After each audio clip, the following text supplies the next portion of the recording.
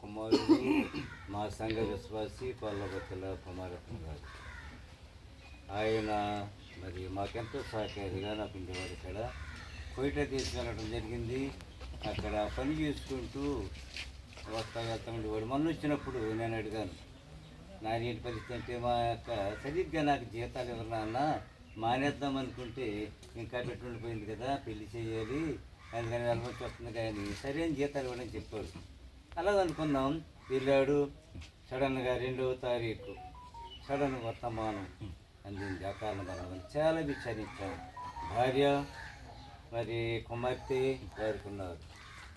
మరి ఆ విషయంలో ఇక్కడ ఉన్న వారు కూడా అనేకమైన ప్రయాసలు పడి ఆ బాడీని రప్పించడం జరిగింది. కోయిట దేశం నుండి ఆదర్శ ఆంధ్ర యూత్ కోయిట వారు ఇప్పుడు నాకే తెలిసిందండి కొంత సహాయము ఉన్న కుమార్తెకి ఇవ్వడానికి వారు ఇష్టపడి ప్రొవి చేసి పంపారని చాలా సంతోషించాను. ఎందుకంటే అటువంటి సేవా స్వచ్ఛంద సంస్థలు అనేక కుటుంబాలు ఆదుకుంటూ ఉన్నాయి. ఇప్పుడు మరి బిడ్డకు ఇంకా ఇదే కాదండి, బాబు చెప్పాడు నాకు, బిడ్డ గురించి నేను అంత భారం ఉందండి, తన భార్య మీద బిడ్డ భారం ఉంది. కాబట్టి వినేవాళ్ళందరూ కూడా అనేక మంది అనేక విధాలుగా సహాయం చేస్తూ ఉన్నారు. ఈ సహాయం చేసిన మోక స్వామి గారు, ఇంకా ఇంజేటి కృష్ణకుమార్ గారు, ఇటువంటి వారు ఇంకా అనేక మందికి ఇటువంటి సహాయాలు చేస్తూ ఉన్నారు. మీరందరూ ఏమన్నాడంటే, దేవుడు ఇచ్చేవారిని ఎంతో దీవిస్తాడని చెప్పాడు కాబట్టి సహాయపడాలి.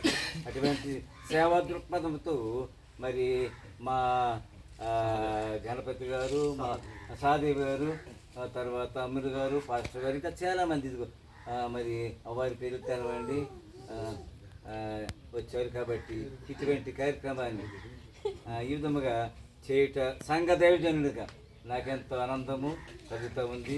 దేవుడు ఆ సమస్త ఆదర్శ ఆంధ్ర యూత్ కోయిట్లో ఉన్న ఆ యొక్క బిడ్డను దేవుడు దీవించి అనేక మంది సహాయం చేయవారు ఉండేలాగా నేను ప్రార్థిస్తూ ఉన్నాను. ఇంతటి మాటలు ముగిస్తూ ఉన్నాను.